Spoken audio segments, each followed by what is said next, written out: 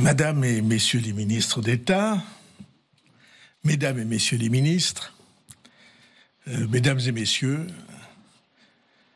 merci d'être venus nous rejoindre. J'ai souhaité cette communication de rentrée à un moment préoccupant et donc décisif de l'histoire de notre pays. C'est un moment d'hésitation et de trouble, et je considère que ce moment impose une clarification. On connaît le contexte de cette rentrée. La planète ne tourne pas bien.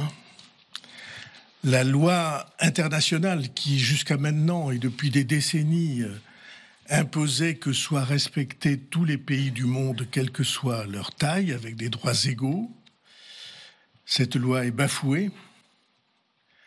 Les grands empires ont choisi désormais d'imposer leurs lois par la force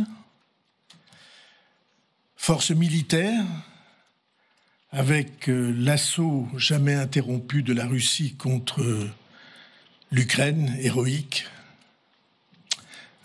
tragédie du Moyen-Orient, depuis le pogrom du 7 octobre, jusqu'aux événements qui se sont déroulés, jusqu'au Liban, jusqu'à l'Iran et jusqu'à Gaza.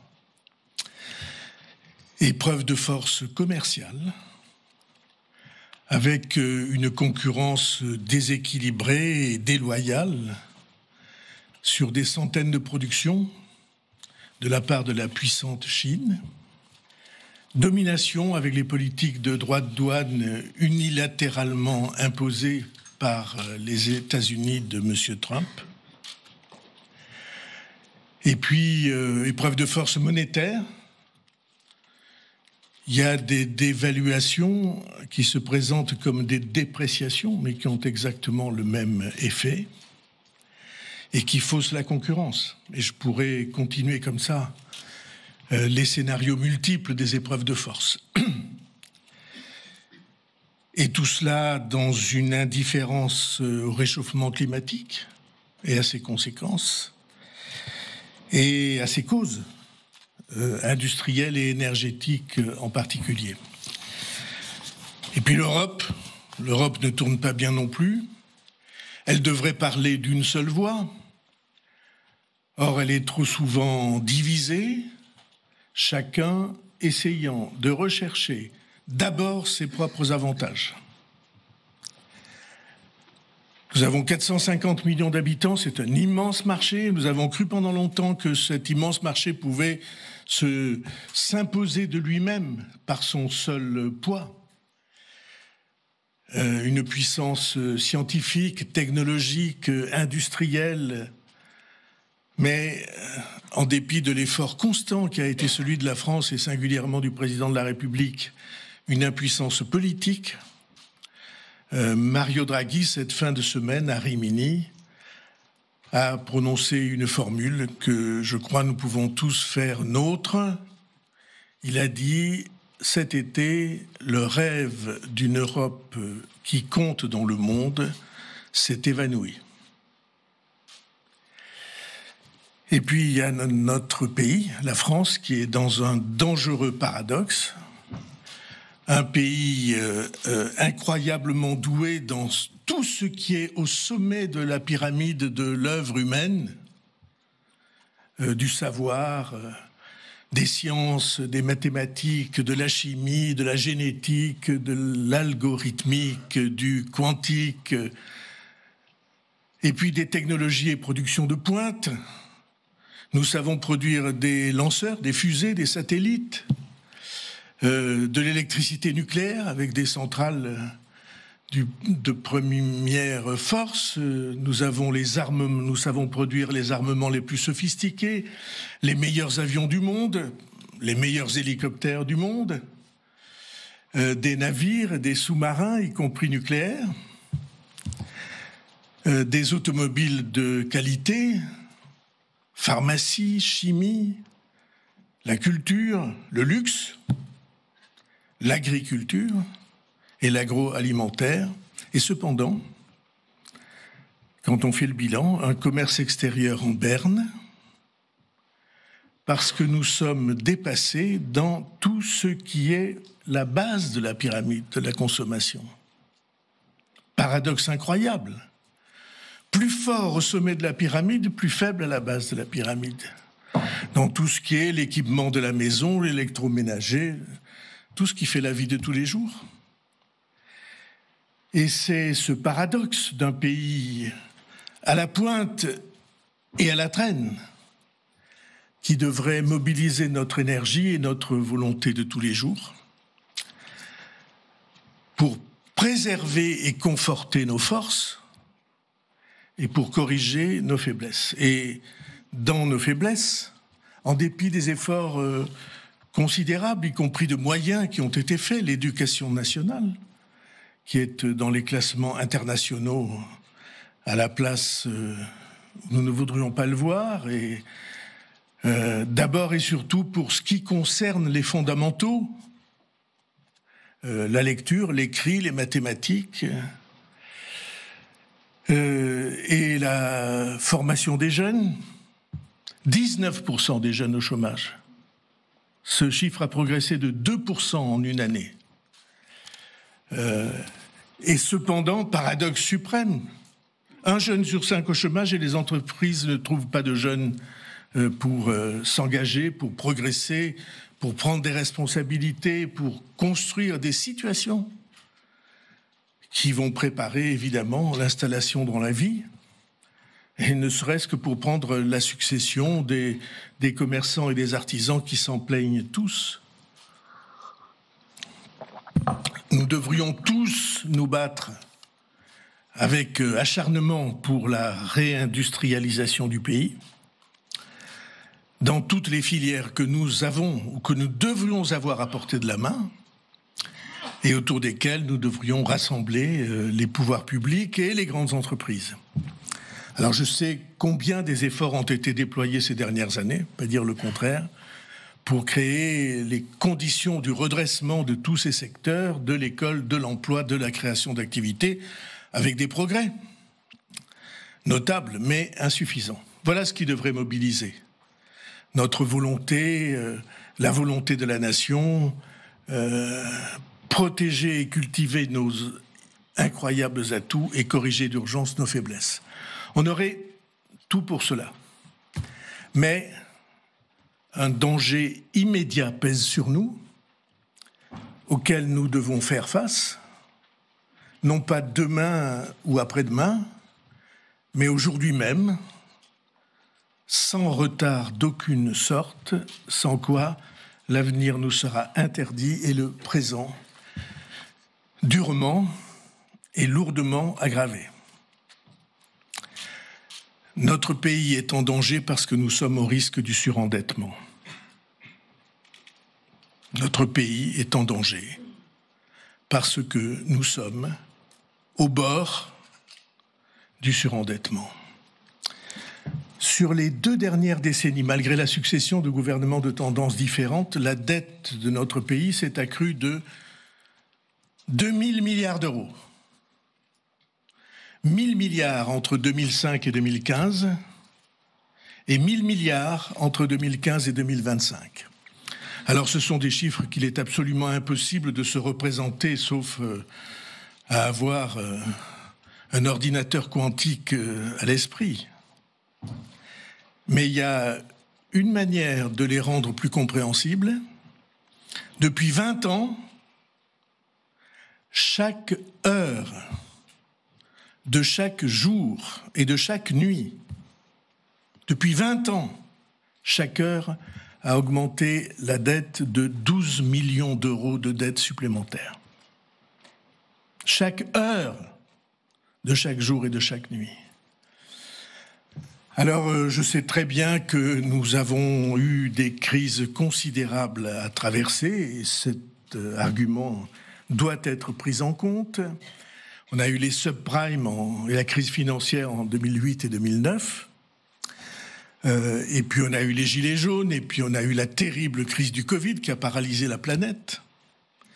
Et puis on a eu la guerre d'annexion déclenchée par la Russie, et puis On a eu la crise énergétique qui s'en est suivie, et puis on a eu l'inflation, et puis on vient d'entrer dans l'orage des droits de douane déclenchés par M. Trump. Et il est bien sûr normal que quand on a une crise, on essaie de passer cette crise par l'emprunt, pour passer la vague. Mais ce qui est anormal, c'est que, ayant fait appel à cette disponibilité, on ne soit jamais revenu en arrière. La dépendance à la dette est devenue, en France, chronique. Et cet argent emprunté par centaines de milliards n'a pas été utilisé comme il aurait fallu que ce soit pour investir, pour doter notre pays des meilleurs équipements, pour construire des universités, des hôpitaux, des laboratoires pour nos chercheurs. Il a été utilisé pour les dépenses courantes. Dépenses courantes qu'aucune famille pour elle-même n'envisagerait de laisser à la charge de ses enfants. De sorte que les sommes que nous devons rembourser chaque année ont augmenté année après année dans l'indifférence générale, inexorablement. La charge de la dette va devenir cette année, le budget le plus important de la nation. Les annuités que nous devons rembourser vont être plus lourdes que le budget de l'éducation nationale et que le budget des armées. Cette année. Et si on devait regarder à peu près ce que ça veut dire, cette charge de la dette représentera à elle seule plus que l'addition des budgets de l'enseignement supérieur et de la recherche, du logement et de la justice. Additionnés. Et ça va croître tous les ans, inexorablement si nous ne faisons rien. L'an dernier, c'était 60 milliards. Cette année, ce sera 66 milliards. L'année prochaine, en 2026, au mieux 75 milliards. Et si nous ne corrigeons pas la trajectoire en 2029, dit la Cour des comptes, 107 milliards. 107 fois 1000 millions d'euros. Et notre pays, pour voir la dimension de tout ça, notre pays au rythme de croissance qui est le sien, c'est-à-dire croissance et inflation de l'ordre de 2% par an, notre pays crée chaque année environ 50 milliards de richesses nouvelles. Sur 3 000 milliards, on produit chaque année plus que l'année précédente, c'est déjà pas rien, de l'ordre de 50 milliards. Et sur ces 50 milliards créés par les Français, 10 milliards supplémentaires chaque année sont captés par les intérêts de la dette. Ça veut dire que c'est 20% du progrès de la France qui est capté par cette charge et cette menace, qui est confisquée chaque année. Et c'est exactement la situation que trop de familles, trop d'entreprises et trop d'associations connaissent bien. C'est terrible de devoir aller chaque mois à la banque pour emprunter de quoi rembourser les mensualités des emprunts précédents. C'est terrible. Et beaucoup de Français le savent très bien. Et comme vous êtes de moins en moins solvable, vous empruntez de plus en plus cher. C'est ça le cercle vicieux. Et il n'y a aucun moyen de s'en sortir si on ne prend pas conscience de la gravité de ce risque et de cette fatalité. Alors je sais bien qu'il est beaucoup plus facile d'ignorer tout ça, de faire comme si on pouvait continuer sans rien changer, et sans rien changer en particulier à nos habitudes, Mais si le chemin que nous choisissons est de faire semblant, de feindre que le problème n'existe pas, alors je vous le dis comme je le pense du plus profond de moi-même, nous ne nous en sortirons pas. Nous, France, tous ensemble, nous n'en sortirons pas comme État et comme société, parce que c'est notre liberté qui est en jeu, c'est notre souveraineté et notre indépendance. Car si l'on est dépendant, toutes les familles le savent, si vous êtes dépendant financièrement pour un État, c'est comme si vous êtes soumis militairement. C'est la même chose. Dépendre des prêteurs pour une famille, dépendre de la banque, parce que vous êtes menacé de saisie, pour une entreprise, parce que vous êtes menacé de redressement judiciaire, ceci n'est pas une situation qui vous permet de vous épanouir et d'être heureux. Et autant que je le pourrai, je ne laisserai pas notre pays s'enfoncer dans ce risque. Parce que c'est notre liberté qui est en jeu. Alors je ne referai pas devant vous, je l'ai déjà fait, la liste des pays qui nous entourent, qui ont été rattrapés par ce cauchemar et des sacrifices qu'ils ont dû consentir. Le Canada, des grands pays, le Canada, la Suède dans les années 90, la Grèce, l'Italie, l'Espagne, le Portugal dans les années 2000. Et on sait bien ce qui se passe, on coupe dans les retraites, 30% de moins dans certains pays. On coupe dans les salaires de la fonction publique, 15% de moins dans certains pays. On licencie des fonctionnaires et on augmente massivement les impôts. Dans le pays, la France, qui paye déjà le plus d'impôts. C'est ça la fatalité. C'est ça ce qui nous menace et ce sont des menaces auxquelles personne ne peut échapper. Mais non seulement ça, mais la puissance du rapport de force avec les prêteurs, ceux qui vous prêtent l'argent dont vous avez besoin. Cette puissance des rapports de force, il y a 3 ans à peine, au Royaume-Uni, nos voisins britanniques, un gouvernement pourtant conservateur, dirigé par Liz Truss, ce gouvernement a sauté en 42 jours. 6 semaines.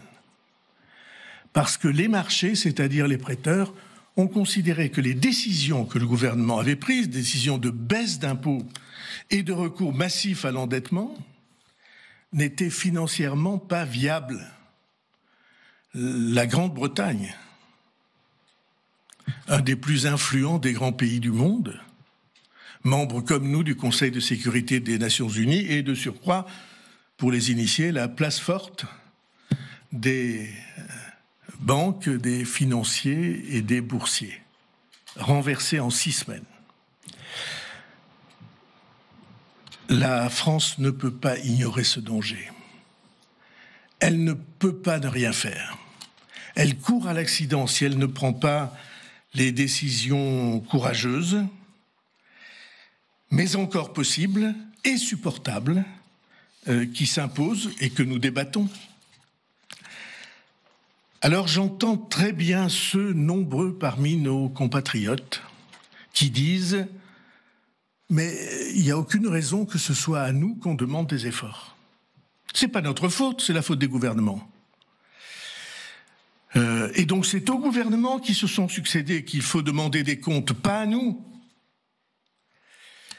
Alors il se trouve, quelques-uns d'entre vous le savent, que pendant ces 20 dernières années, je me suis battu presque toujours tout seul pour convaincre de ce risque politique les décideurs et nos concitoyens qui tous, je dois l'avouer, s'en moquaient comme de leur premier biberon. Mais cela me permet de rappeler à tout le monde que la dette, ce ne sont pas les gouvernements qui la consomment. Cette dette colossale, elle a été, année après année, consommée en dépenses courantes et en protection de nos concitoyens. Il suffit de penser au Covid. Je dis ça devant Elisabeth Borne. Aux retraités, pour quelques 600 milliards, Catherine et Astrid, 600 milliards sur les dernières années. Aux consommateurs en TVA réduite, aux fonctionnaires en salaire, aux assurés sociaux massivement, aux entreprises, c'est-à-dire aux salariés en baisse de charges. Parce que les baisses de charges, c'est pour que ceux qui n'auraient pas eu accès à l'emploi puissent trouver leur engagement dans l'entreprise sans que ça déséquilibre. Et la vérité, c'est que la dette, c'est chacun d'entre nous. Et si je m'en réfère aux interventions dans les débats parlementaires, aux interventions des parlementaires de tous bords pendant la crise, pendant les discussions budgétaires, l'immense majorité des interventions, elle était cette majorité pour demander non pas moins de dépenses, mais davantage de dépenses, chacun pour le secteur qui le concerne. Et je vois les têtes des membres du gouvernement hocher, parce que nous vivons tous cela pendant les débats. Et je dis ça, pardon de répéter une antienne, alors qu'il aurait pu y avoir une dette utile. Alors que les conditions de prêt, avec des taux extrêmement bas, permettaient d'imaginer qu'on puisse mobiliser ces moyens pour investir. Mais ce n'est pas le choix qui a été fait.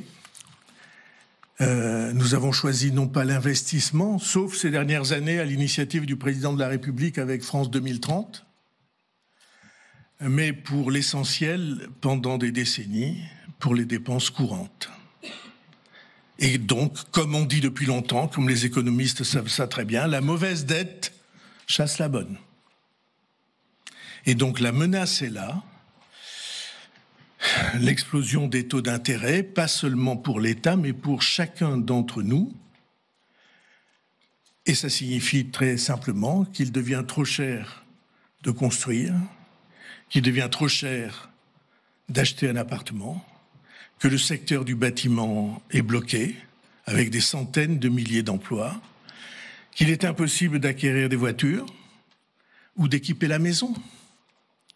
C'est ça la conséquence directe, familiale, en dehors des menaces qui pèsent sur l'État, menaces directes et familiales pour les Français.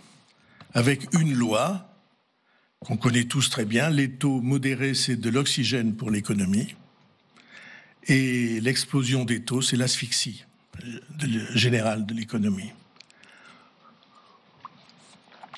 Et donc, je me battrai bec et ongles, et le gouvernement se battra en prenant tous les risques pour que ce danger soit évité par le seul moyen disponible qui est à mes yeux la prise de conscience des Français.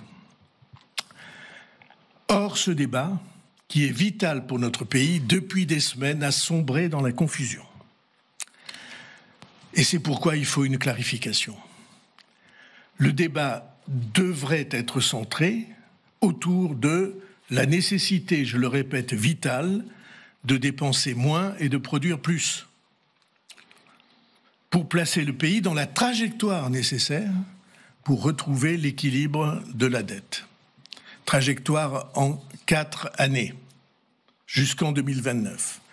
Et ce débat a été, je le dis comme je le pense, dévoyé et déplacé. Il n'a plus été question de l'impérieuse nécessité d'agir, impérieuse nécessité à laquelle nous devons répondre, mais seulement des mesures prises une, par exemple les jours fériés. Mesures dont j'ai annoncé qu'elles étaient toutes discutables, amendables, améliorables, avec les partenaires sociaux et avec les parlementaires au moment du débat budgétaire, parce que c'est la mission du Parlement. Ne débattre que des mesures, c'est oublier la nécessité du plan d'ensemble.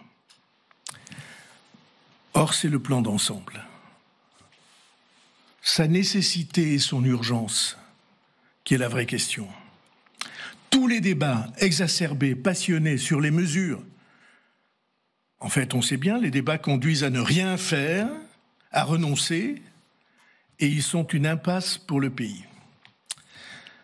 J'ajoute que ces derniers jours, sur ce débat, s'est greffé un mouvement de contestation radicale dont LFI et M. Mélenchon ont maintenant pris la tête, qui vise, selon leurs propres termes, à bloquer tout et à la grève générale. Il y a quelques années, M. Mélenchon avait défini sa stratégie. Pour obtenir à terme la révolution, il fallait tout conflictualiser, entre guillemets. Conflictualiser, c'est de faire de tous les sujets une guerre, un affrontement, parce que le conflit systématique mène au désordre et que le désordre abat la société. Il a revendiqué cette semaine devant ses troupes cette phrase qui a été rapportée « Nous sommes des spécialistes dans l'organisation du bordel ». Sans jamais s'interroger sur le mal que va faire aux entreprises et aux familles cette organisation du désordre qu'il revendique au pluriel pour le 10 septembre. Et donc il n'est pas étonnant qu'ils aient été rejoints par cette parlementaire qui a prononcé cette phrase publiquement, une des phrases les plus scandaleuses de l'été, Madame Sandrine Rousseau, qui a dit « La rentabilité de l'agriculture, je n'en ai rien à péter ». Phrase qui a été prise comme un crachat au visage par tous les agriculteurs, tous les paysans et tous ceux qui les respectent et qui les aiment et considèrent qu'ils sont, ceux-là, par leur travail quotidien et par leur courage, une élite de la nation. N'avoir rien à faire de ceux qui vont trinquer, tout pour abattre ceux qui essaient de s'en sortir et de surcroît l'enfermement dans le communautarisme, voilà où ces mouvements veulent conduire notre pays. Et cela, je le dis avec certitude, en tout cas avec ce que j'ai de conviction et de plus profond d'authenticité, cela, ce n'est pas la France. La France, ce n'est pas ceux qui veulent l'abattre par le désordre, c'est ceux qui veulent la construire par le courage et la générosité. C'est pourquoi il faut, dès cette rentrée, une clarification. Il faut que les choses soient clarifiées. Y a-t-il ou pas urgence nationale à rééquilibrer nos comptes publics et à échapper, parce que c'est encore possible, à la malédiction du surendettement qui concerne tous ceux qui nous regardent, toutes les Françaises et tous les Français, toutes les familles, et cela en choisissant une trajectoire de retour à la maîtrise de la dette en 4 ans, d'ici à 2029, en dépensant moins et en produisant plus. Voilà la question centrale. La discussion sur les mesures, sur chacune des mesures, c'est autre chose. C'est une étape différente qu'on peut aborder différemment. Cette discussion, elle viendra après, elle ne peut venir qu'après, avec les partenaires sociaux et pendant les débats budgétaires à l'Assemblée nationale et au Sénat. Se recentrer sur la question essentielle, voilà la clarification. Et cette clarification, pour moi, elle est urgente. Et il y a un lieu pour cette clarification, une institution, c'est le Parlement. Dans un débat ordonné, suivi d'un vote, et non pas dans le désordre des affrontements de rue et des injures. C'est la raison pour laquelle j'ai demandé au président de la République, qu'il a accepté, de convoquer le Parlement en session extraordinaire le lundi 8 septembre, dans 15 jours. J'engagerai ce jour-là la responsabilité du gouvernement sur une déclaration de politique générale conformément à l'article 49, alinéa 1er de notre Constitution. Cette déclaration de politique générale aura pour objet de poser explicitement la question centrale, savoir s'il y a bien gravité du danger pour la nation, s'il y a urgence ou pas, et choisir la route qui permettra d'échapper à cette malédiction en retrouvant la maîtrise de nos finances et donc en choisissant de réduire nos déficits et en produisant plus. Ce choix consacrera la dimension de l'effort, celui-là seul effort qui ne peut pas être écarté et qui ne peut pas être éludé si nous voulons trouver la trajectoire de la libération de notre indépendance, c'est-à-dire quelques 44 milliards de réduction du déficit, 44 milliards sur une prévision de dépenses de 1720 milliards, donc 2% d'effort. Ce choix confirmera aussi les principes que nous avons énoncés, très peu nombreux, le principe de justice dans la répartition de l'effort. Tout le monde participe, l'État le premier, tout le monde participera et les plus favorisés seront appelés à prendre leur juste part de l'effort national. Et la discussion sur chacune de ces décisions, sur chacune des mesures de ce plan d'urgence, cette discussion aura lieu ensuite, en pleine lumière, sous le regard des Français, au cours de la négociation avec les partenaires sociaux et au sein des deux chambres du Parlement. Je crois profondément, j'ai la conviction inarrachable que les Français auront conscience, prendront conscience de la gravité de la situation. J'ai la conviction qu'ils accepteront de participer à l'effort pourvu que l'effort soit juste. Mesdames et messieurs, cette clarification est la condition même du ressaisissement de notre pays. Si nous arrivons à conclure cette clarification, la France échappera aux deux écueils qui sont mortels pour notre pays. L'impuissance à retrouver l'équilibre et le désordre qui détruit tout. C'est l'essentiel qui se joue, et je voudrais vous dire que cet essentiel-là, il se joue pour ceux dont on ne parle jamais. Ceux qu'on oublie tout au long de ces débats. Et ceux, en fait, au nom de qui nous devons nous exprimer aujourd'hui, c'est-à-dire les enfants. Je ne veux pas que nous leur laissions un monde écrasé de dettes, un monde dans lequel ils se trouveraient découragés parce qu'ils seraient décourageants. Je voudrais vous dire ça simplement, c'est en pensant à eux que nous devons prendre ces décisions. Eux qui ne peuvent pas s'exprimer, eux qui ne votent pas encore dans le débat, mais qui sont ceux-là même pour qui nous devons réfléchir et délibérer et choisir le chemin. Et je suis persuadé que nous devons y arriver en adultes responsables, et pardonnez-moi de ce mot, en adultes responsables et affectueux. Parce que les enfants, c'est le plus important pour construire l'avenir. Chacun désormais va être placé devant ses responsabilités. Le gouvernement prend les siennes pour clarifier les choses. Le Parlement aura le 8 septembre la décision entre ses mains. Et chacun s'engage devant les Français. Et c'est là, au fond, que la démocratie prend tout son sens. Je vous remercie.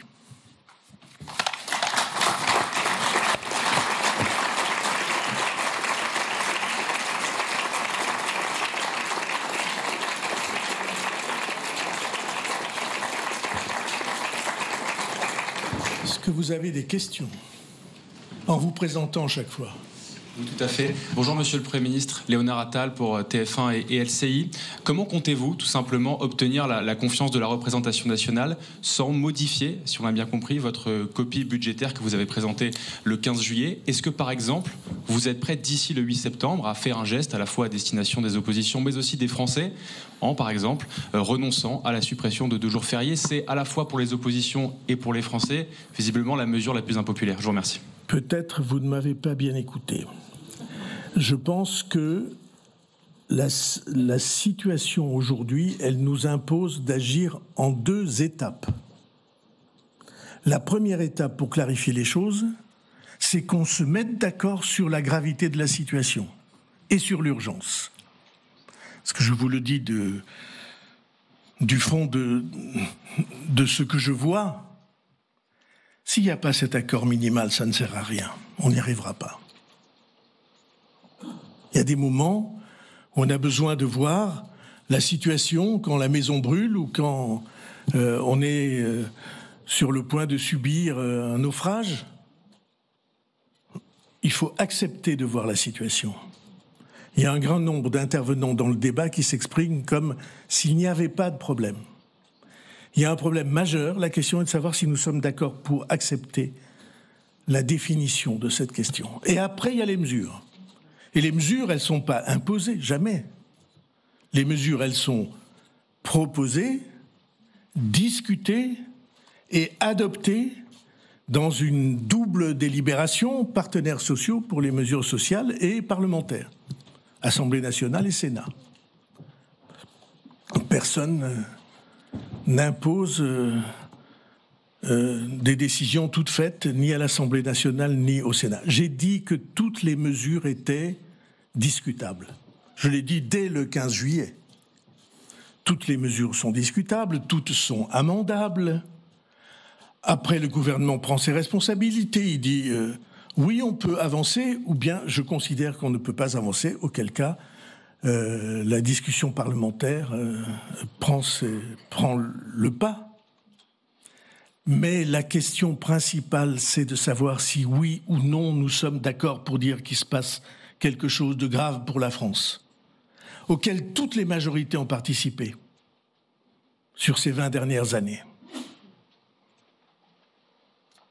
Et ce quelque chose de grave, il impose que les décideurs, gouvernants, parlementaires et citoyens, au fond,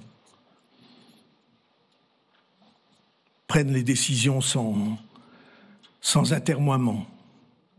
En tout cas, c'est comme ça que je vois les choses. Et s'il n'y a pas d'accord possible, alors je considère que l'action est impossible, c'est inatteignable, comme on le voit ces dernières semaines. Les débats sur toutes les mesures, celles que vous évoquez et d'autres, ces débats, ils se déroulent comme si nous avions le choix de ne rien faire. Et beaucoup de Français pensent qu'en effet, c'est pas si grave que ça. Moi, je dis avec vous et devant vous, il est impossible d'écarter cette question sauf à trahir notre pays. Et ça se paiera très vite et très cher. Et donc, première étape, est-ce que nous sommes d'accord pour considérer que nous avons devant nous un problème d'urgence vitale? Et moi, je pense que la lucidité peut l'emporter. Si ce n'est pas le cas, vous partirez sans regret? Je n'ai pas entendu. Si ce n'est pas le cas, vous partirez sans regret? C'est pas partir sans regret. La Constitution est extrêmement simple. Déclaration de politique générale, vote. Si vous avez une majorité, le gouvernement est confirmé. Si vous n'avez pas de majorité, le gouvernement tombe. Monsieur le Premier ministre, bonjour, Thomas Soulier pour Le Parisien aujourd'hui en France. Depuis quelques jours, on entend vos ministres dire si on tombe au mois d'octobre, ça sera le chaos financier, économique, peut-être social. Et vous-même, vous parlez de falaise ou d'Himalaya depuis des mois maintenant. En convoquant cette session extraordinaire et en l'avançant au 8 septembre, est-ce que vous ne prenez pas le risque d'avancer ce chaos, de déstabiliser les marchés financiers, de déstabiliser le monde politique et finalement d'avoir, plutôt que prévu, les effets néfastes d'une censure du gouvernement? Merci. Monsieur, c'est simple. Le risque, c'est la seule condition pour que les Français prennent conscience. On a réfléchi beaucoup pendant le courant de l'été. J'ai réfléchi beaucoup. Président de la République, on a réfléchi beaucoup. Et vous avez vu pendant tout le courant de l'été s'effacer la question de la gravité de la situation pour n'avoir plus que des discussions sur les mesures. Est-ce que c'est un risque? Oui, c'est un risque. Mais le risque supérieur, le risque suprême, c'est de ne rien faire. Le risque suprême, c'est de laisser se décomposer le débat public, la situation, de voir des affrontements, des gens qui disent on va tout bloquer, et au fond des gens qui pensent que c'est pas si grave que ça. Monsieur, c'est grave. Je peux pas le dire mieux. Et je vous signale que j'ai, depuis des mois, dit publiquement, si quelqu'un pense que c'est pas grave, qu'il vienne défendre cette position. Je n'ai vu personne défendre cette position. Personne. Aucun expert, aucun. Il y a des gens qui ont dit on va pas assez loin. On voit la difficulté. Il y a des gens qui ont dit peut-être on va trop loin. Mais personne n'a dit la situation n'est pas grave. Est-ce que les Français en ont pris conscience? Jusqu'à maintenant, à mon avis, pas tout à fait encore. Plus exactement, ils considèrent que peut-être c'est grave, mais c'est pour les autres. Pour les étrangers, dit un courant d'opinion. Pour les riches, dit un autre courant d'opinion. Or, je ne crois à aucune de ces solutions simplistes. Je pense qu'il faut la justice. Et il faut travailler cet équilibre de justice. Je pense qu'il faut que tout le monde sache que tout le monde va participer. Et c'est mon engagement. Mais rien faire, choisir de ne rien faire,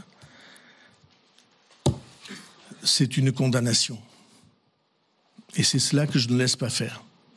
En prenant des risques, parce que c'est le moyen que les Français comprennent que c'est grave.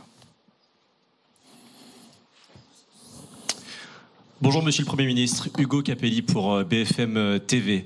On a bien entendu que vous avez votre feuille de route, que le 8 septembre, vous l'aviez évoqué avec le Président de la République avant de faire cette annonce. Comment est-ce que d'ici le 8 septembre, vous comptez convaincre les autres formations politiques? Est-ce que vous comptez donc sur les voix, par exemple, du Rassemblement national et de Marine Le Pen pour rester à votre poste? Est-ce que vous allez recevoir Marine Le Pen ou encore Olivier Faure et le Parti socialiste? Votre survie dépend d'eux aussi aujourd'hui. Notre survie dépend de chacun des parlementaires français. Notre survie ne dépend pas d'étiquette. Elle dépend du vote de chacun des parlementaires français. Et j'ai toujours refusé, on me l'a reproché, de faire des différences entre les parlementaires. Je pense qu'ils sont d'une égale dignité. Et je suis persuadé que tout le monde va réfléchir. En tout cas, c'est fait pour ça. Et s'il faut recevoir tous les groupes parlementaires, je suis évidemment prêt à les recevoir. Mais je ne suis pas prêt à abandonner la logique, la cohérence et l'efficacité de ce que nous avons proposé devant les Français. Parce que c'est une question de survie de notre État, de l'image de notre nation et de chacune des familles. Bonjour Audrey Tison, France Info, la radio. Est-ce que vous pouvez d'abord nous faire un point de procédure? Est-ce que vous activez bien le 49.1 de la Constitution? Et autre question, toujours sur ce que vous allez proposer le 8 septembre. Est-ce que vous recherchez un moment Mendes France? Est-ce qu'il n'y a pas un côté un petit peu kamikaze? Je vais au-devant, je demande tout de suite la confiance pour pouvoir être tranquille cet automne. Madame, vous avez sur vos antennes, pendant des mois, expliqué que mon but était de ne rien faire et que le seul but qui était le mien était de durer. Précisément sur votre antenne. Et sur les autres aussi, je vous rassure. Mais comme je vous ai écouté, que j'étais là pour durer. Pour rester envers et contre tout sans rien faire. Vous vous souvenez d'avoir défendu cette thèse? Oui, j'écoute, hein, je suis un auditeur. Et donc, vous avez défendu ça. Alors aujourd'hui, vous dites, mais vous prenez un risque, est-ce que c'est pas imprudent? L'image que vous présentiez il y a quelques semaines est contradictoire avec l'idée d'un risque qui serait imprudent. Je crois qu'il y a des moments dans la vie où seule une prise de risque réfléchie peut vous permettre d'échapper au plus grave. Et puis vous dites Mendes France. Moi, je trouve que Mendes France a été pour notre pays quelqu'un qui a honoré le débat public et la conscience civique. Donc c'est pas un si mauvais exemple. Il avait duré 8 mois. Pardon? Il avait duré 8 mois. Oui, ça veut dire que j'ai duré plus longtemps. Et le 49.1? Oui, bien sûr, c'est le 49.1. Merci.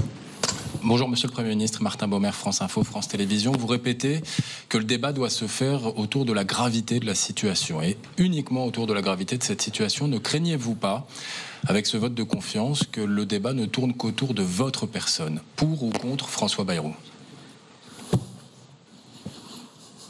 Qu'est-ce que vous voulez que je fasse? Que je m'efface? Bon, je vais vous dire, quand vous êtes engagé, quand vous êtes un citoyen engagé et quand vous êtes un homme public, vous êtes là pour prendre vos responsabilités, pas pour vous échapper. Pas pour dire « c'est pas moi, c'est les autres ».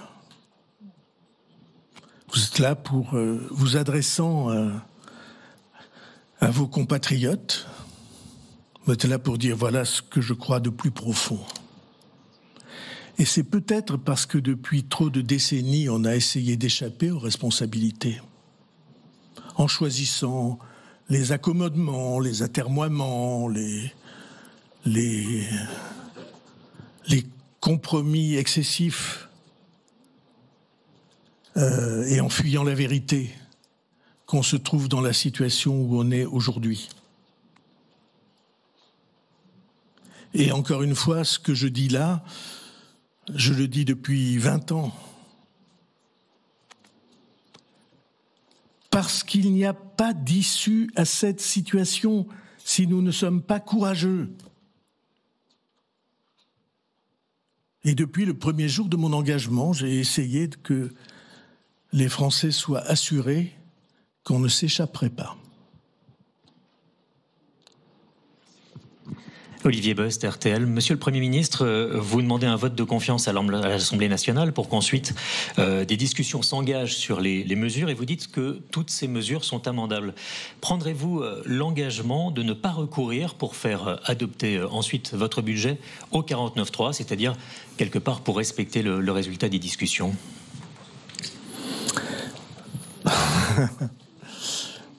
Je pense que ce n'est pas une idée absurde. C'est très difficile. Il est tout à fait possible que ce soit une idée qui n'est pas soutenable dans le débat. Mais, au fond de moi, il y a en effet depuis longtemps l'idée que l'épreuve de vérité du débat on pourrait le développer sans 49.3. Il y a des moments où on ne peut pas y échapper. Mais c'est en tout cas, oui, une idée qui ne m'est pas étrangère. Bonjour, monsieur le Premier ministre. Ça vous embouche un coin. Bonjour, monsieur le Premier ministre. Anthony Cortès à l'Humanité. Le mouvement Bloquons tout comme l'intersyndicale, revendique davantage de justice sociale et fiscale. Avant l'été, un rapport sénatorial a chiffré le versement des aides aux entreprises à 211 milliards d'euros par an. En 3 décennies, les 500 Français les plus riches ont vu leur fortune être multipliée par 14. Vous avez parlé vous-même d'une juste contribution des plus privilégiés. Alors ma question est simple. Comment comptez-vous mettre à contribution les entreprises et, dans un souci de justice fiscale, les plus fortunés? Alors j'ai lu attentivement le rapport du Sénat. Quand j'avais des élèves autrefois, je disais « faut pas additionner les carottes et les sèche-cheveux ». Il y a beaucoup d'additions de choses totalement étrangères les unes aux autres. Par exemple, on additionne des aides directes et des prêts. Et c'est pas la même chose. Mais j'ai dit dès le 15 juillet, ces 211 milliards, c'est beaucoup d'argent. Je sais pourquoi il a été donné souvent aux entreprises. J'ai cité tout à l'heure comme exemple la baisse des charges sociales pour les salariés les moins qualifiés, les moins près de l'emploi. Et ces aides-là, elles ont permis que des centaines de milliers de salariés entrent dans l'entreprise et dans l'emploi. Mais je suis persuadé qu'il y a en effet des réglages à faire en baissant ces sommes et en donnant en contrepartie plus de simplification. Et on a lancé ça, plus de possibilités d'action. Je pense que très souvent, les subventions, elles viennent compenser des charges que les simplifications apportent. Vous avez vu comme moi le rapport de ce grand institut européen qui dit les normes en France, le poids des normes, alors qu'ils représentent dans tous les pays qui nous entourent entre 0,5 et 0,8% de freinage entre guillemets de l'économie. En France, c'est 4%. Il y a quelque chose qui ne va pas. Je préfère reprendre des aides et donner plus de simplicité et plus de facilité d'action pour les entreprises. Ça, c'est une piste. Quant à la contribution des plus favorisés, c'est une question que j'ai posée le 15 juillet et que je veux traiter avec les commissions parlementaires lorsque le débat sera ouvert. Bonjour Monsieur le Premier ministre, Jacques Paquet du Journal du Grand Paris. Ne pensez-vous pas dans le tableau que vous décrivez qu'il y a aussi une urgence que vous n'avez pas citée, qui est la réforme de l'État et puis celle des collectivités territoriales dans une région que je couvre, l'Île-de-France, qui bat le record de strates et dans laquelle l'État ne s'est pas désengagé. Je sais que c'est un sujet qui vous suivez.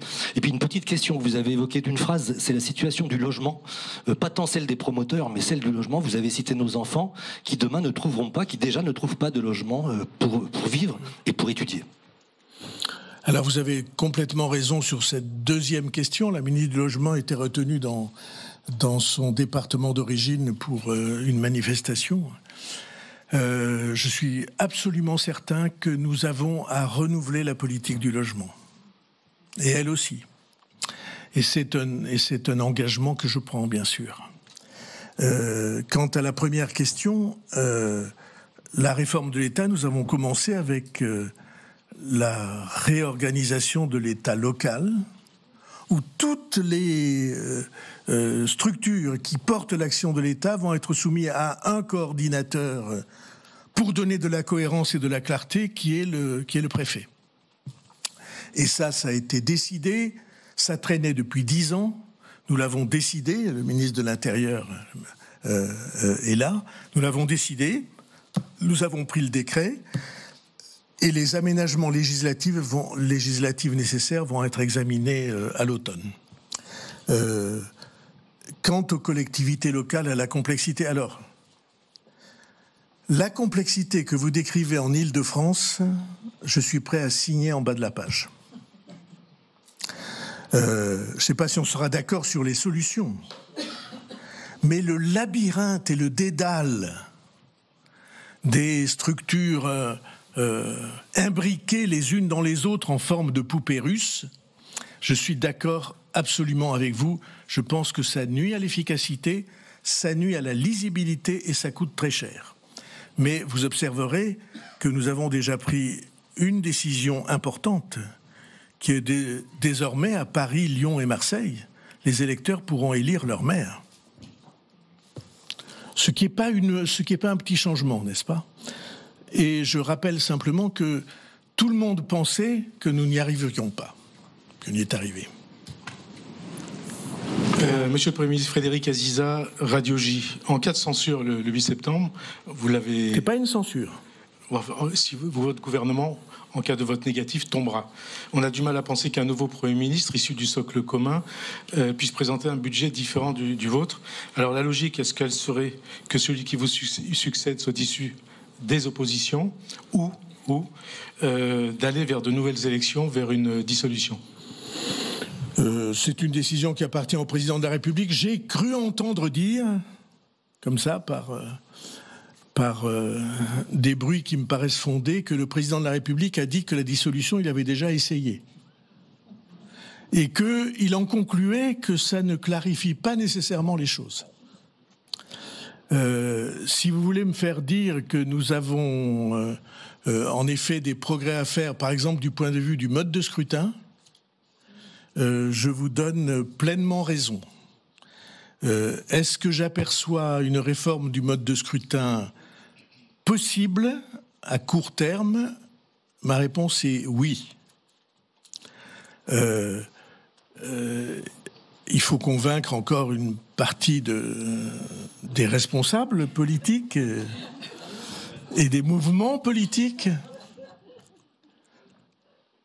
Mais j'ai déjà évoqué l'idée que, après tout, le référendum pourrait permettre de trancher cette question sans que les forces politiques soient en explosion, ce que je souhaite éviter de toutes mes forces.